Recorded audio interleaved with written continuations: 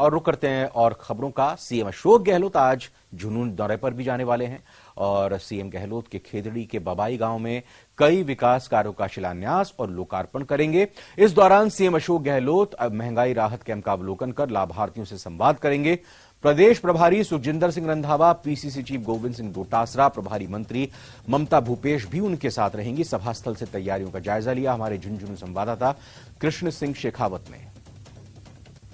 मुख्यमंत्री अशोक गहलोत आज झुंझुनू दौरे पर रहेंगे और करीब 1 बजे झुंझुनू पहुंचने का उनका कार्यक्रम है। वो खेतड़ी के बबाई गांव में विभिन्न विकास कार्यों का लोकार्पण और शिलान्यास करेंगे। साथ ही यहां पर जो महंगाई राहत कैंप है उसका भी अवलोकन करेंगे। इस दौरान उनके साथ प्रदेश प्रभारी सुखजिंदर सिंह रंधावा और पीसीसी चीफ गोविंद सिंह डोटासरा, साथ ही प्रभारी मंत्री ममता भूपेश हैं, वो भी रहेंगी। प्रशासन की और से तमाम तैयारियां हैं वो की जा रही है। खेतड़ी को बहुत सी सौगातें मिल चुकी हैं और आज जो सबसे बड़ी जो सौगात मिलने जा जो जीवन रेखा है लंबे समय तक, वो है अपना रिक्को का कार्यक्रम।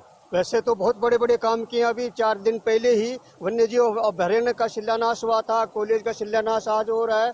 लेकिन मैं ये कहूँगा कि ये रिक्को बनने के बाद में हजारों आदमी की जिंदगी में तब्दील आएगी। इससे पहले इसी के तहत खेतड़ी को गढ़ के सौगात, गढ़ के ऊपर करोड़ों रुपए खर्च किए गए हैं, तालाब पे किए गए हैं, मिशन में किए गए। इन सब से रोजगार भी बढ़ेगा यहाँ के लोगों का। हम सभी जो राजस्थान सरकार है, गहलोत जी की जो सरकार है, उसके प्रति जनता में बड़ी उमंग और वो है कि ये सरकार दोबारा से रिपीट होने जा रही है। हम सभी लोग इनको साधुवाद धन्यवाद देते हैं कि राजस्थान का कायाकल्प किया है और खेतड़ी का कायाकल्प भी इसके साथ साथ बहुत महत्वपूर्ण योजना के द्वारा हुआ है। खेतड़ी के लिए जो है बहुत कुछ दे दिया है, कुछ मांगने के लिए बचा ही नहीं है। वैसे हमारे विधायक डॉक्टर जितेंद्र सिंह जी जो है ऐसी चीजें देते हैं जो बिना मांगे देते, जो जनता की दिमाग में नहीं आती वो चीजें हमें देते हैं। तो अभी बहुत नई सौगातें मिलेंगी और खेतड़ी का जो है एकदम कायाकल्प हो जाएगा।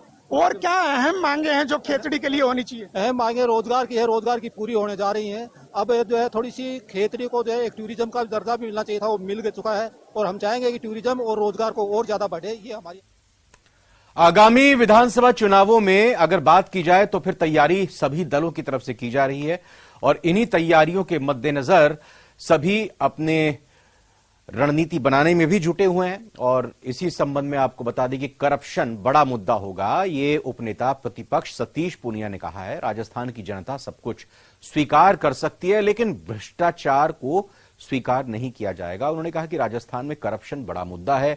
ट्रांसपेरेंसी इंटरनेशनल भी इस बात को पुख्ता करती है कि राजस्थान भ्रष्ट राज्यों में शुमार है।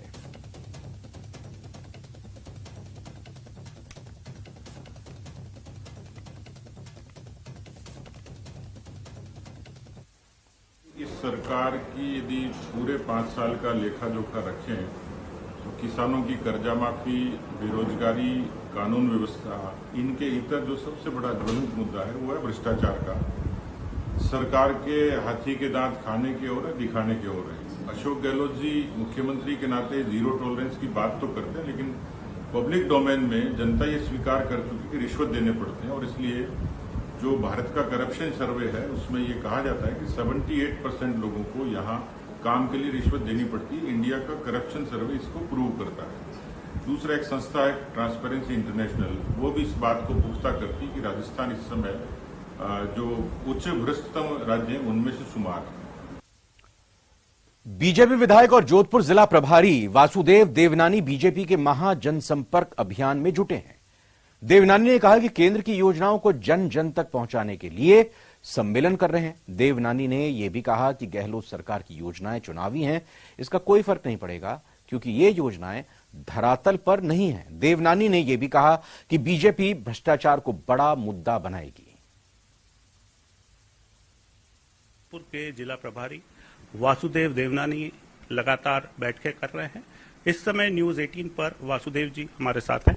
किस तरीके से योजना रहने वाली है आगामी दिनों में, किस तरीके से भारतीय जनता पार्टी के यहाँ कार्यक्रम रहने वाला है?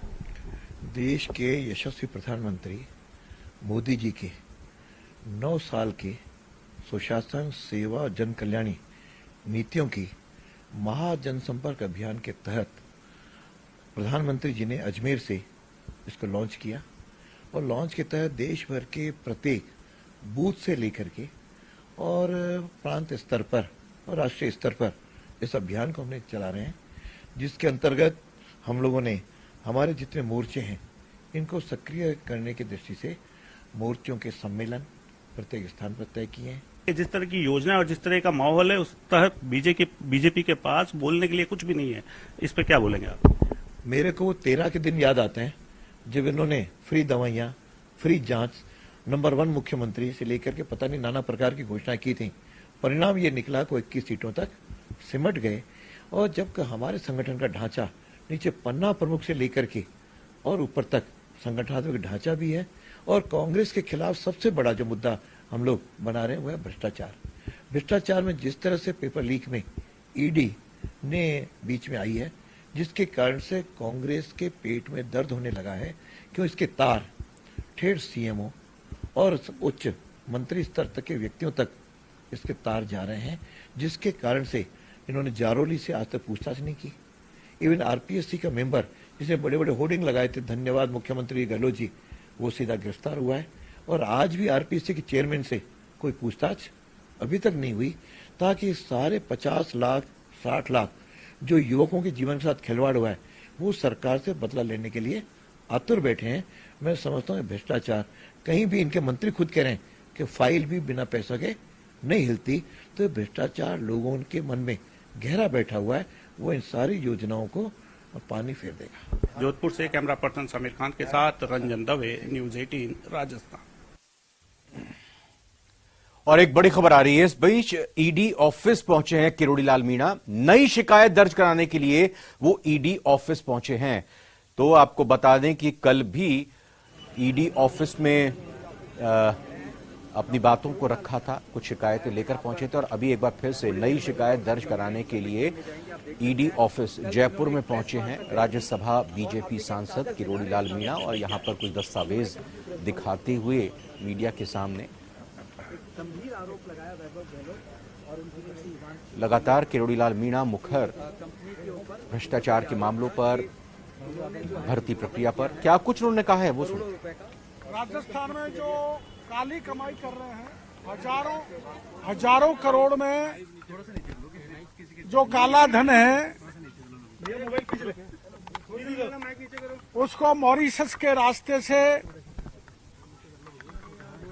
भेजकर व्हाइट कर इन्वेस्ट कर रहे हैं। जिन कंपनियों के जरिए, जिन कंपनियों के हवाला के द्वारा पैसा भेजा गया और जिन कंपनियों ने यहां इन्वेस्ट किया ब्लैक को व्हाइट, उसके कागज मैं आज ईडी के अधिकारियों को यहां देने जा रहा हूं।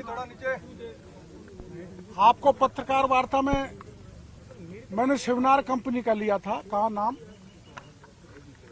फेयरमाउंट होटल का लिया था, रैफल उदयपुर का लिया था, ताज अरावली का लिया था, और एक माउंट आबू में जो अवैध होटल बनी है उसका भी जिक्र किया था।